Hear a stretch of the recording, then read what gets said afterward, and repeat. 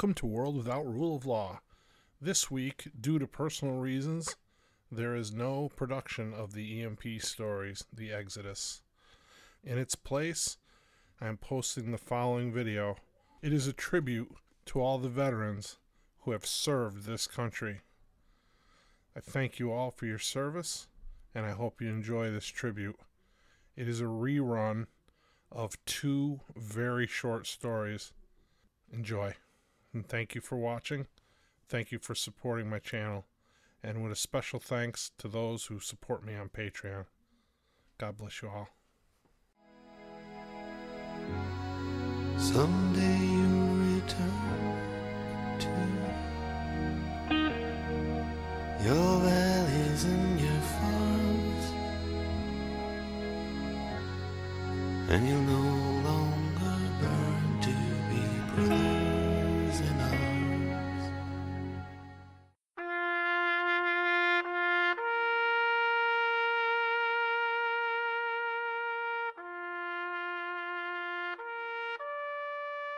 For Your Honor, a veteran's story. It was pouring rain when the C-130 cargo plane touched down on the runway at Dover Air Force Base in Delaware.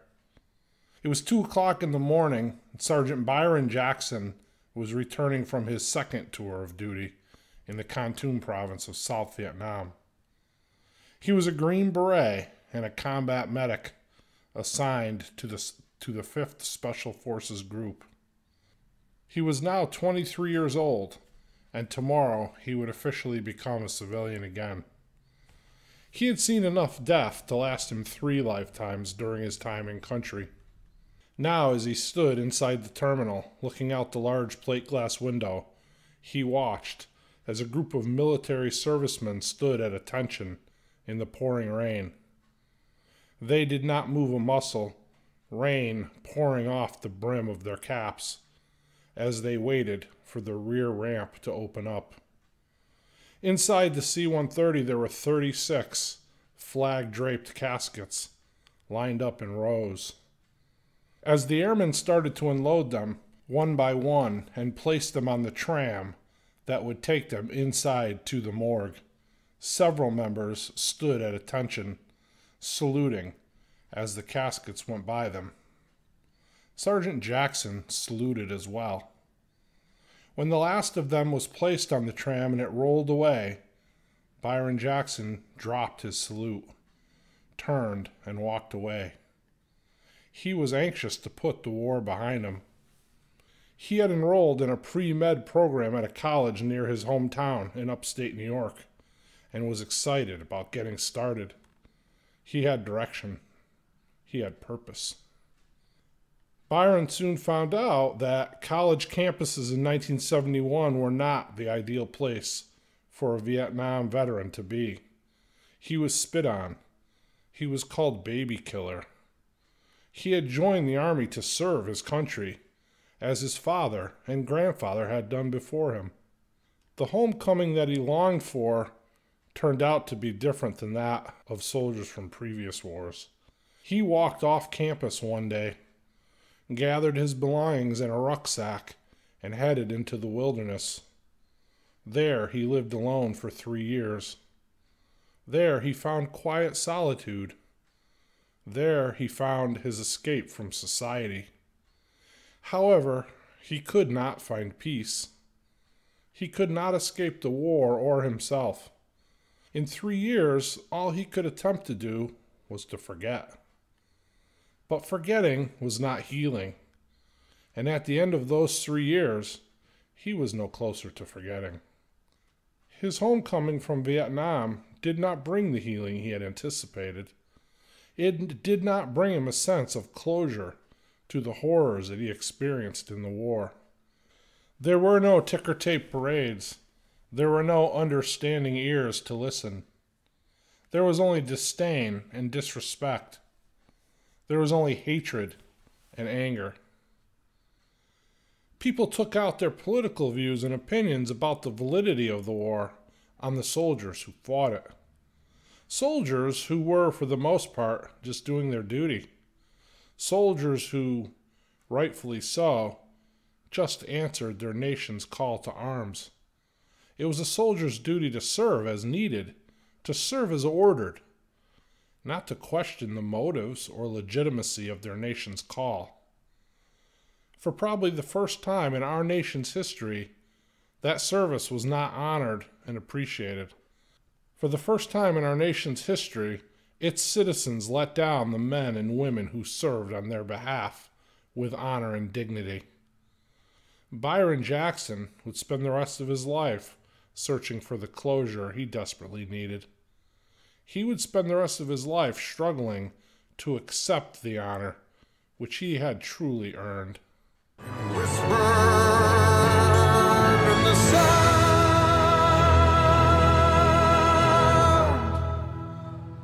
of silence.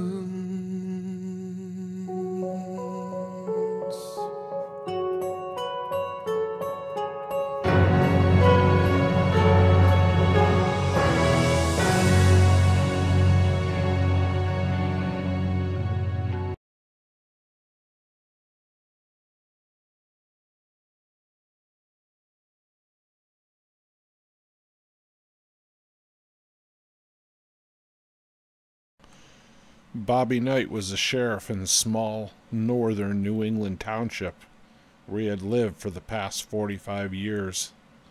Since the EMP attack had thrown most of the nation into darkness, most first responders abandoned their jobs to be home to help their families survive after the county stopped paying their salaries. Bobby had no family to speak of. He felt a certain loyalty to the residents of the small community he served for the past 4 decades. The Ford Explorer that the county provided him sat idle in his driveway. When gasoline shortages started popping up in the neighboring areas due to the EMP attack, Bobby resorted to using his personal 1947 Harley-Davidson FLH Panhead in an effort to conserve precious fuel. It was now mid-October, and the shin-length leather coat he was wearing provided little protection from the cold this morning as he rode into town toward his office. A Vietnam veteran, he served 2 tours as a Marine in country from 71 to 73. He quit school the day he turned 17 to join the Corps. Bobby had a pretty horrific time in Vietnam. He spent 2 months in a bamboo cage underwater up to his chin. The cage was not tall enough for him to stand up in completely, and at the same time, too narrow for him to sit down in, which he couldn't have done anyway because it would have placed him fully underwater. They moved him around regularly from camp to camp. On one such slog through the jungle, he seized his opportunity to escape.